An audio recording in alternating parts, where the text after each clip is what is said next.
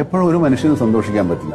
ഞാനിപ്പോ ഉദാഹരണത്തിന് ഒരു സ്പീക്കർ, കുറെ ദമ്പതികളുണ്ട്, അയാൾ വലിയ പ്രഗത്ഭനായ ഒരാളാണ്. സംഘങ്ങളും ഇവരോട്ടുള്ള ഇന്ററാക്ഷൻ നടക്കുമ്പോൾ ഭാര്യയോട് അയാൾ ചോദിച്ചു, നിങ്ങളുടെ ഭർത്താവ് നിങ്ങളെ സന്തോഷിപ്പിക്കാറുണ്ട്? ഭർത്താവ് ഇവർക്ക് വേണ്ടി മരിക്കാൻ വരെ തയ്യാറായി അവരെ സന്തോഷിപ്പിക്കാൻ വേണ്ടി എന്തും ഒരു നല്ല ഭർത്താവാണ്.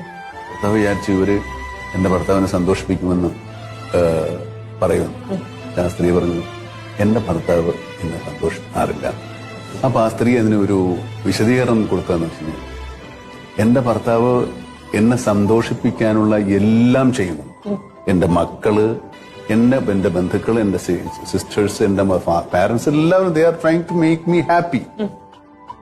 But they can only try to be happy is my.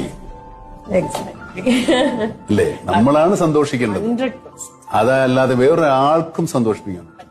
അപ്പൊ ബി ഹാപ്പി. മനക്കും മലക്കും തിന്നയിലിൽ ഉലയും തട്ടത്തിൻ നീങ്ങിലെ ഉദിച്ച നക്ഷത്രമൊത്തുകൾ തോരും പ്രണയം കൊണ്ടുവാ.